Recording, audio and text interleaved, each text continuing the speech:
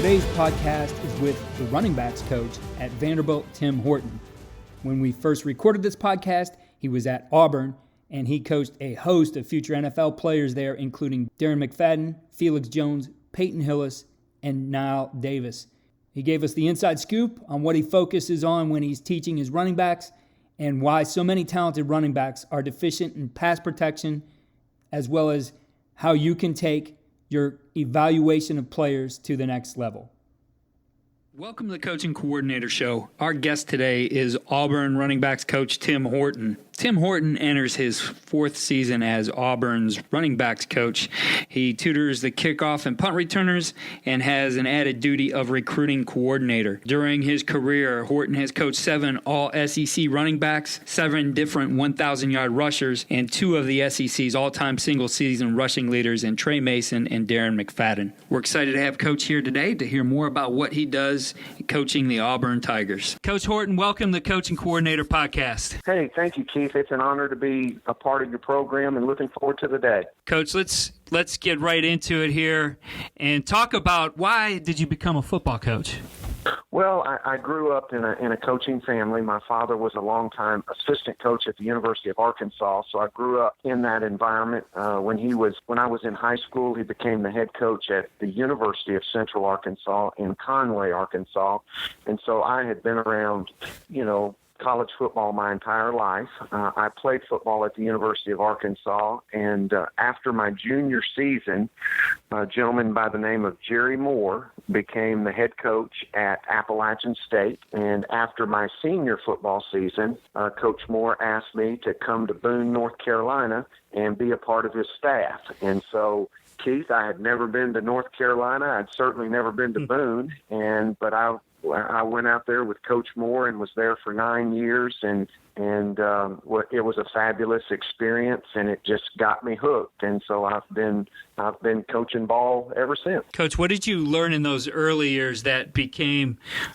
key points in your development as a coach? Well, I really think, Keith, everywhere you go, you're going to learn. And so I think you learn not just from the person or the head coach that you work for, but you learn from the assistant coaches, you learn from the players, you learn from the high school coaches whose schools you go into and recruit. And so everywhere I've been, I've really tried to learn as much as I could from just the environment and where I was. And sometimes learning isn't just learning the right way to do it or the best way to do it. I think you can learn, hey, I know if this happens again, what not to do. But Jerry Moore was a tremendous coach, an even better person. He won 3 national championships at Appalachian. He's the winningest coach in the history of the Southern Conference. So I think probably the biggest thing that I learned from Coach Moore in those early years was just how to treat people and the relationships that you had with your players, coaches, and that's something that I still try to have today. It's all about the relationship part. It's definitely about the relationships, Coach. What are some key things that you do to build those relationships with your players? Obviously, for you, it starts in recruiting, but then the process continues on as they grow through your program. What are some of the things you do? Well, Keith, I think first and foremost, your players, they need to know that you care, and you really care, and you've got their backs. I mean, that was one of the things. My second job after Appalachian State was at the Air Force Academy and worked for another Hall of Fame coach named Fisher DeBerry. And one of the things that I always observed with Coach DeBerry at the Air Force Academy is if you had a kid that maybe got in some type of trouble at the academy, maybe he didn't salute the right person or he was chewing gum in class or something that, we might not think of as that big, and they got in some type of trouble, Fisher DeBerry was going to go to bat for that kid. He was going to go fight for his kids. And I think that's very important, is your kids need to know that, hey, you've got their back. You're out for their best interest. You're going to care about them, whether they're the first-team quarterback or the fifth-team center. It doesn't really matter. And so that was a great lesson that I learned from Coach DeBerry that I try to apply every day, is the relationship part making sure they know that you care. Then the other component, I think, is just spending time with your players. I mean, it's just like, your relationship with your wife or your children. You're not going to have a great relationship with people unless you spend time with them. And so whether it's having players over to your house or going, playing cornhole or shooting baskets or hanging out in the office, watching film together, just trying to spend time with your football players and them making sure that they know you care about them. Coach, you've had a history of successful running backs, 7 who have gone over the 1,000-yard mark, and obviously those relationships and what you've built has translated to be, allowing you to coach them on the field. What are some of the keys to coaching the running back position that you focus on that have made your guys successful? Well, I think first and foremost, you get what you demand out of your players.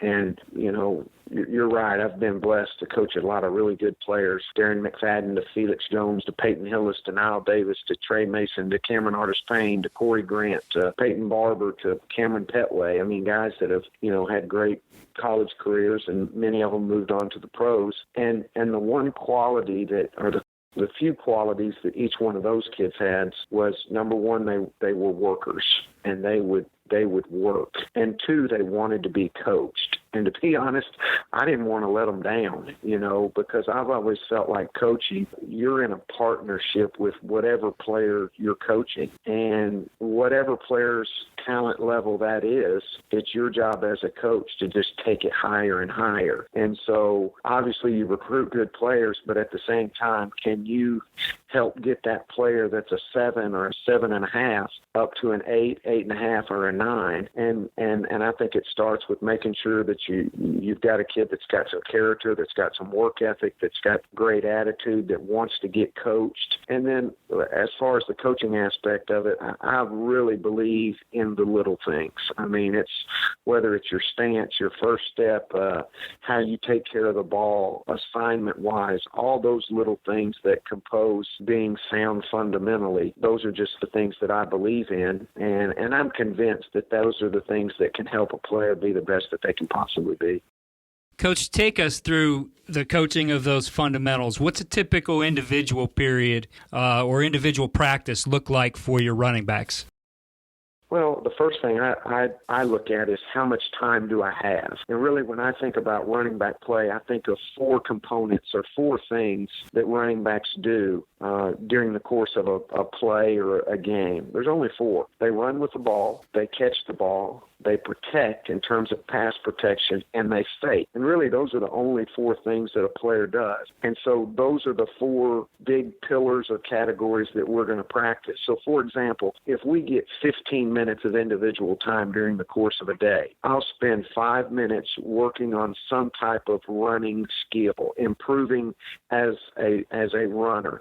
That may be, and probably my favorite running skill drill is the blaster, the piece of equipment that they'll run through where, hey, they've got to make sure that their pad level is down, that they're taking care of the football. It develops a toughness once they get out of that blaster. I like to make them make some kind of move on the coach or another player or something like that. So if I get 15 minutes, 5 minutes will be devoted to improving as a runner.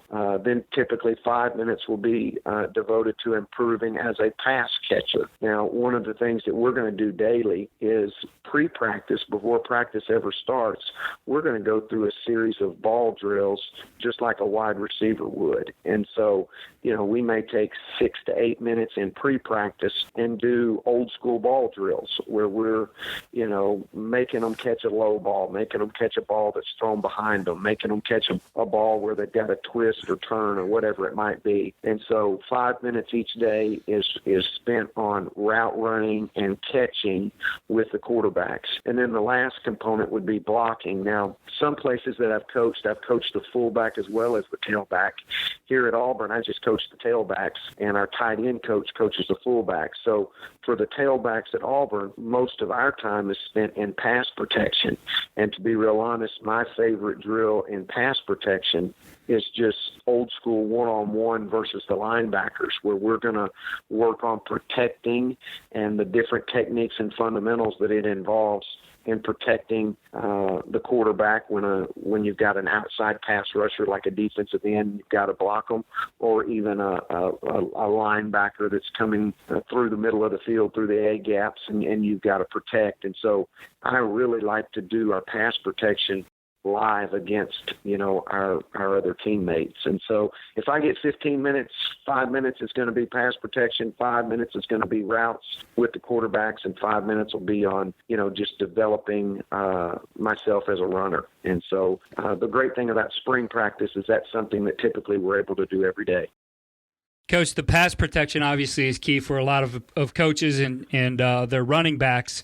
What are some of the things you're able to do to teach your guys to win those blocks? Because a lot of times physically they're giving up some size, maybe even strength to those guys that they have to block. What's the coaching points for winning that block?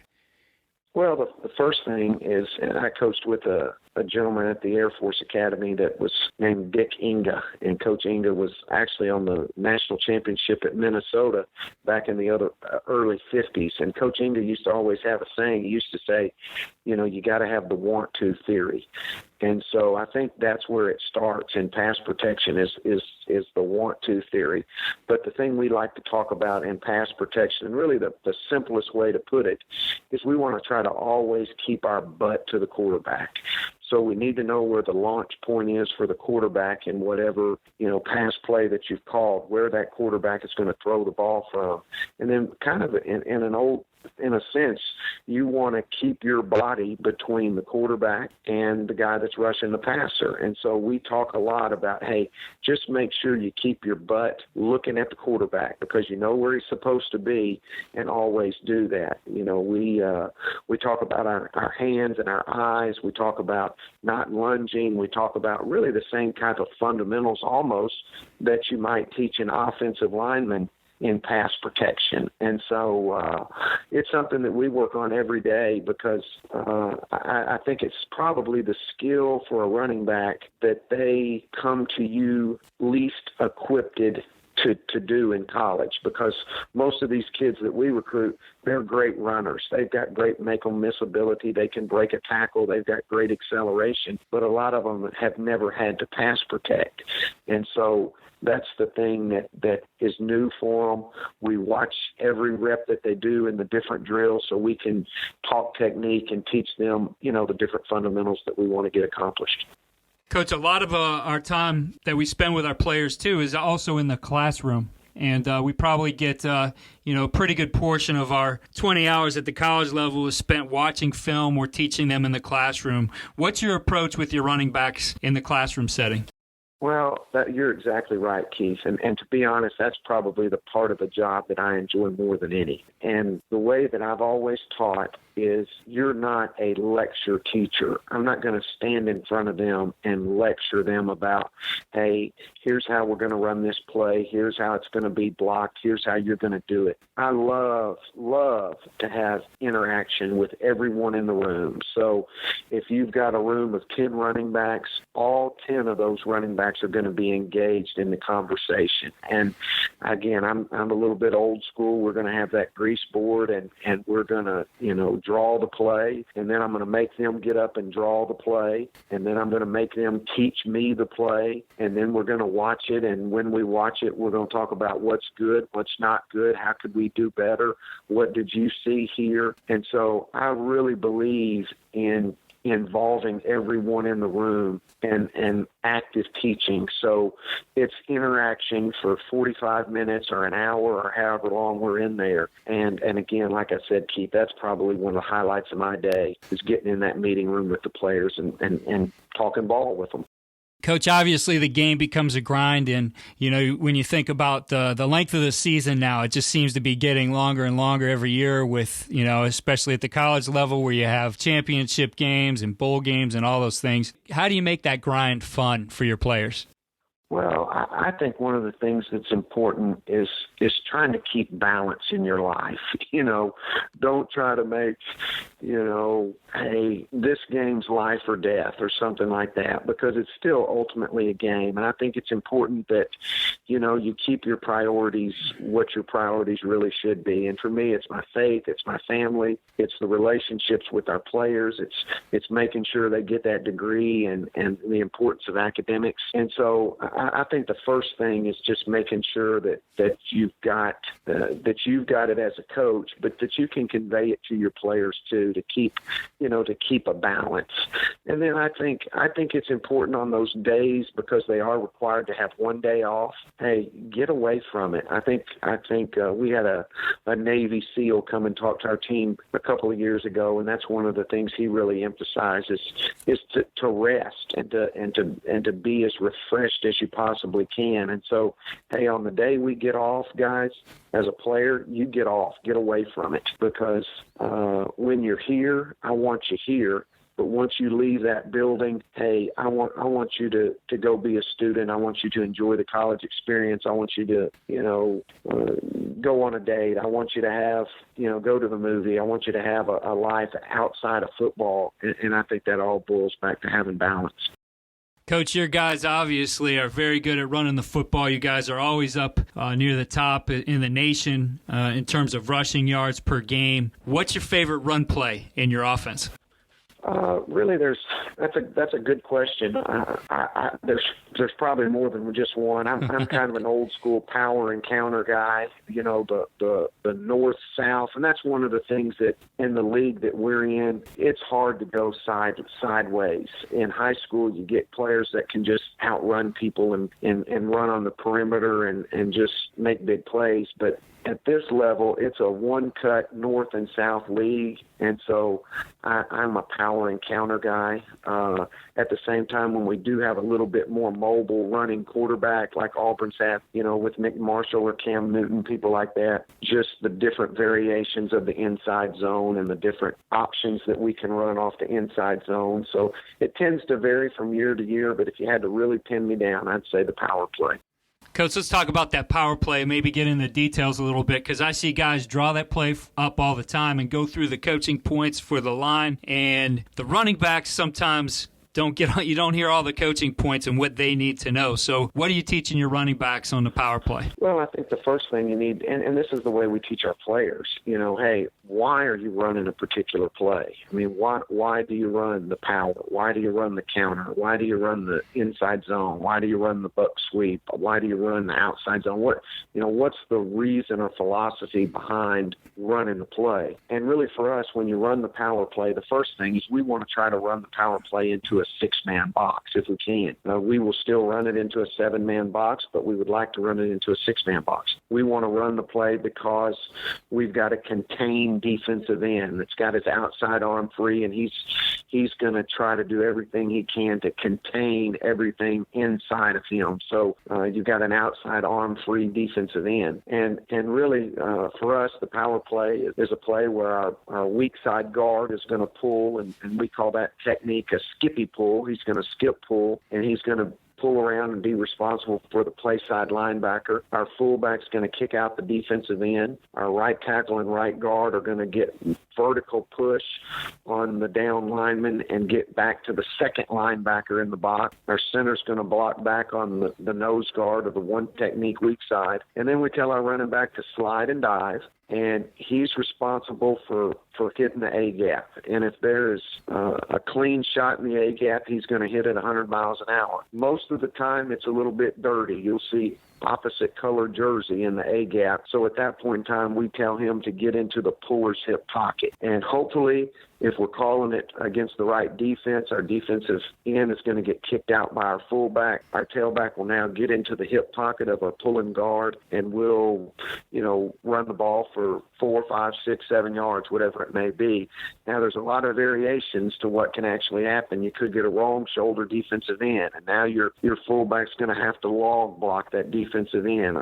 Now our guard's going to have to go around it, but we still tell the tailback the same thing. He just needs to stay in that guard's hip pocket. Then at the second level, that guard could get a tight scraping linebacker or a wide scraping linebacker. And so there's just a lot of variations. There are a lot of fine coaching points that I think you need to make to your players, and they need to understand it. And so, and that's really one of our philosophies as well, Keith. We don't run 17 different running plays. We've only got about really 5 different runs, but we want our players, to be experts in how they're blocked and what to do off the different variations that the defense can give you. Thanks for sharing that with us, Coach. There's another area where you're kind of an expert in, and I think it goes back to your playing days. You were 5th, still are 5th in Arkansas football history in punt returns. And obviously, I think that's a position that sometimes that gets taken for granted, too, that you take your guy who can catch the ball and maybe do some things out there. But coach our listeners through some of the main points of what you want your returners to do on the punt. Well, Keith, you're exactly right. And it's really interesting because this spring we've taken a look at a couple of really good athletes that we've got and tried to get them to catch punts for us. And it's not real natural for some of those guys, and they've struggled with it a little bit. And so I've always felt like usually the best punt catchers that you've got are guys that were maybe baseball players, maybe in high school or junior high, or they played baseball, because, you've got to be able to, the most important thing is to catch the ball. I mean, we call it the 5 don'ts of the kicking game is don't let the ball hit the ground and roll. And so, I've had probably more success coaching kids that at one time played baseball, and in particular in the outfield. But, we talk about trying to catch punts moving forward. We use the analogy of, hey, you're a center fielder and you're trying to throw somebody out at home plate. And so let's catch that ball on the move. We like to catch that ball high in our shoulder pads with our elbows in. We always talk about taking our chin to our chest when we make that catch and then trying to catch it moving forward. And to be honest, Keith, every single day we're catching punts. So there's not a day that goes by that we go on the practice field that we're not catching punts, because, again, I think it's one of those parts of the game that can be a great advantage for you, or one that can, really hurt you in your chances to win. And so it's something we spend a great deal of time on, and something we've been real good at here at Auburn, and hopefully we can continue to be. Coach, another one of the hats you wear is that of recruiting coordinator, and obviously the SEC is very competitive in terms of how hard you guys got to work in that phase of the game to win the recruiting game. What is it, that you're looking for? Obviously, everybody's looking for the best athlete, but when, you get outside of the film, what are some of the main things you look for in those prospective student athletes? Well, I think, Keith, the first thing, and you're exactly right. I mean, it starts with a certain talent level. I mean, you can't, we've said it before, you've heard it said before, you can't win the Kentucky Derby on a mule. It's just not going to happen. And that's the same way coaching football in this league. I mean, you've got to have a certain talent level. You've got to have a certain speed. You got to have a certain size that's conducive to be honest, when we talk about it, we're the closest league that there is, and really in the SEC West, you're the closest that there is to the NFL before you're in the NFL. Mm-hmm. And so you better have players that are NFL-type players. And so, but the thing that I think that you've got to have is you better recruit some character as well. And that's something that I think we've done a really nice job of at Auburn. Now, we don't have perfect kids at Auburn, just like your own children. We don't have perfect kids, but we've got good kids. And I think when you recruit kids of character, those are the kids that understand attitude, that understand work ethic, and bringing, the hard hat mentality every day. You got to have kids that are serious about getting a degree and aren't just trying to use Auburn to get to the next level. And that's something that we've been really, really good at, with graduation rates. And I think when you get to those intangibles, you better get a talented player, but you better get a talented player with those intangibles. And if you do, I think those are the kids that improve. I think those are the kids that buy into the team first mentality. And hey, those are the kids that, are going to give you a chance to win a championship. Coach, I had an interesting story shared by one of your colleagues, Coach Hand, about a mistake he made as a young coach where he put all the new jerseys in the dryer and forgot to take them out, and they ended up in a ball. I'm sure you don't have a mistake like that, but what's a mistake you made as a young coach, and what did you learn from it? Well, I think one of the things, and it just doesn't happen with young coaches, but one of the things that happened to me, and it's happened to me even as a middle-aged or now old coach, is I think sometimes you form opinions too quickly. You know, hey, you're going to decide 3 days into a kid's career if he can play or not. And that's not what you need to do, particularly at some positions, particularly maybe your lineman positions that need a little bit more time to develop and a little bit more time in the crock pot, so to speak. And so I think probably one of the biggest mistakes I've made as I look back is, trying to pass judgment too quickly on a player. And, hey, I thought this kid would never play, and the next thing you know, he's an all-SEC player. Or I thought this kid was going to be a great player, and he's really not that good. And so I think one of the things that I think, coaches in general, but one of the mistakes I've made is just trying to pass judgment too quickly on a kid. What's the best coaching advice you've received in your career? Good question. I think it's just be yourself. Hey, don't try to go be Vince Lombardi. Don't go try to be Woody Hayes. Just go be who you are. And that's going to be plenty good enough. And again, and I've already shared this before in this interview, but hey, those kids don't care what you know until they know that you care. And so you better care about your kids and be genuine, because they can see it and feel it when you're not that way. But those would be probably the two biggest points of advice I'd give. What's a book you would recommend to our listeners? I'll tell you a book I'd recommend. I just finished a book called The Complete Running Back, and I did it with Human Kinetics. And if there's any listener out there that would like a good football book, I think The Complete Running Back is really good, and you can get it through Human Kinetics or get it on Amazon. But other than that, Keith, I'm a leadership training reader, and my guy is a guy by the name of John Maxwell. John Maxwell's a guy that very Christian-based leadership principles, and I think there's probably a lot of different coaches throughout the country that read his stuff, and some of it's applicable to athletics, but there's a lot that's probably not. It's just compatible to character development and things of that nature. What's your favorite one of his books? Oh man, I like them all, to be honest. Let me see here. There's just one I like.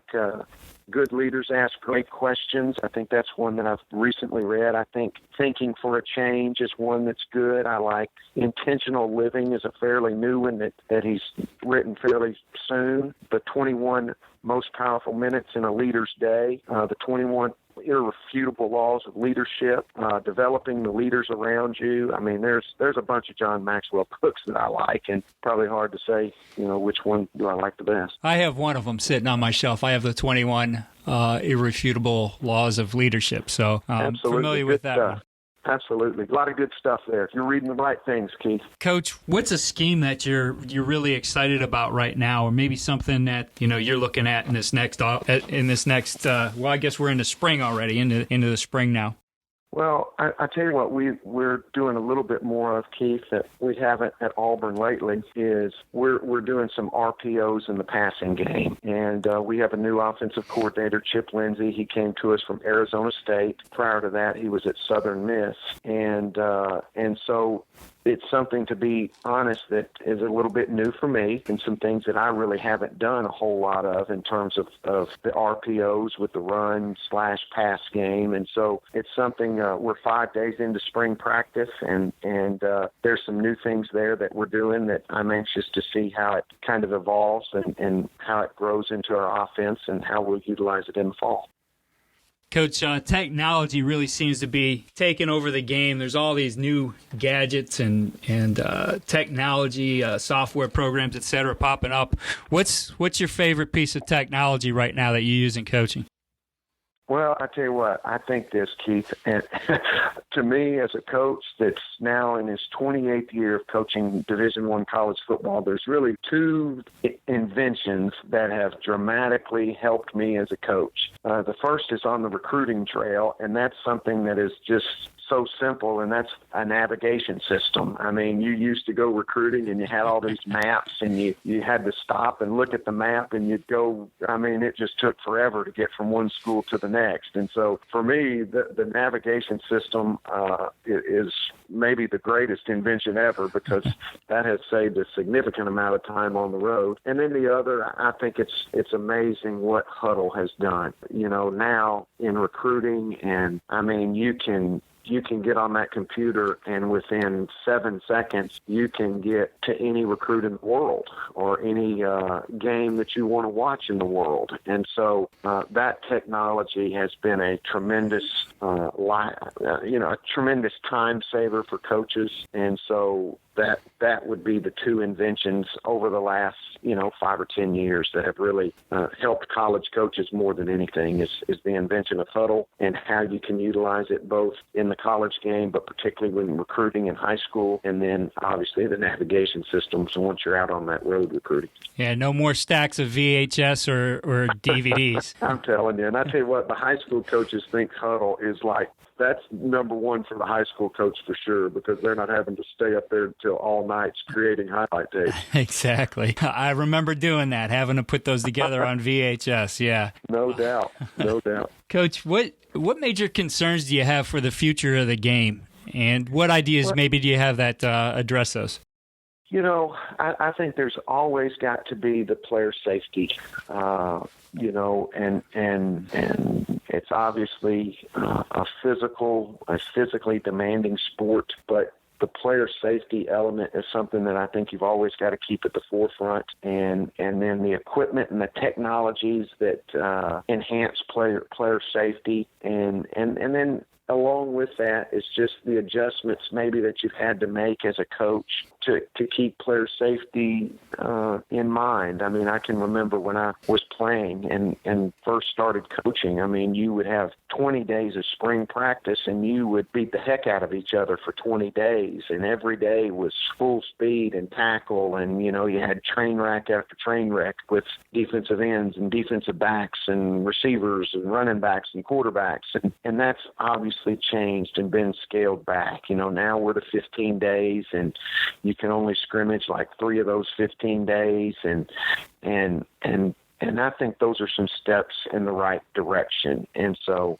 I think just always being aware and putting player safety at the forefront is very, very important. Coach, what advice would you give that young guy looking to make it in this profession long term? As you're talking about as a coach? Yeah, as a coach. The coach, Fisher DeBerry may have said it best, make the big time where you are. It doesn't matter if you're coaching in the SEC, you're coaching in the NFL, or you're coaching at the local junior high. Wherever you are, just be the best you can there. And if you do a good job, hey, good things are going to happen, whether that's success at the junior high or whether that's getting the opportunity to move up to the next level. And so I would just say what Coach DeBerry said, hey, make it the big time wherever you are, and do the best you can. Just enjoy making a difference in kids' lives, because I would like to think that when my career's over, I hope my players will look back at me and say, boy, Coach Horton, he made a difference in my life. And I look back to my high school coaches and my junior high coaches and my college coaches, and that's what I can say about those guys. And so, just the power of influence that a coach has, don't take that for granted, because you've got so much influence over those students in your school and those student athletes in your school, and just don't take that for granted. Coach, I always like to finish up here with a quick 2-minute drill. Just some fun questions, quick answers. So here's the first one. Schematically, in your opinion, what is the toughest defense to face? Odd front, multiple blitzes. What's your favorite goal line play? Isolation, smash mouth. Let's run them over. Turf or grass? Grass. What's your favorite backfield set? I'm still old school, I formation. Day game or night game? Day game. You can get on that couch and watch other games at night, particularly after a win. Have some time to enjoy it as well, right? Absolutely, absolutely. If you had to run your offense from one formation, what would it be? I like what we do at Auburn. I would say a spread offense. That's with 2 backs in the backfield, 3 receivers, of which one of those receivers can be a flex tight end. What's your favorite quote? I'd say Philippians 4:13. I can do all things through Christ who strengthens me. Here's a controversial one. Should the kickoff be eliminated? I don't think so, because I don't know that research dictates that. I think if research did dictate that there were a lot more injuries because of the kickoff, then yes, possibly. But I don't think the numbers or the research dictates that, so I'll say no. If you could pick one football coach from the past to learn from, who would it be? Vince Lombardi. Good job on the 2-minute drill there, Coach. Here's a final question I have for you. And obviously, you've been at some great places and have had a lot of success. So I'm sure our coaches are interested in this. What's the one thing you would point to that gives your team, your players, the winning edge? Great question. I think that character does count. Everybody's got talent. The players have it, the coaches have it. All those intangibles matter other than talent. You know, your football intelligence, your drive, your determination, your coachability, your toughness, your competitiveness. But I think all those intangibles is what makes you a championship coach and a championship team and a championship player. And so I think that starts with your character. Coach, I appreciate you taking the time with us. How can our listeners connect with you? I am on Twitter, Coach Tim Horton, and you're always welcome to contact me through email at coachtimhorton@auburn.edu. And Keith, I just really appreciate the opportunity to share with y'all today. And hey, you're always welcome on the plains. Come see us. All right, Coach. Thanks a lot. Hey, thank you, Keith. Thank you again for listening to the Coaching Coordinator Podcast. Please, if you are enjoying the podcast, head over to iTunes or Spotify and click 5-star for rate. If you have a minute, write a review. It really helps the podcast. Check out our new home for the Coaching Coordinator Podcast. That's at coachandcoordinator.com. And follow me on Twitter at Coach K. Grabowski.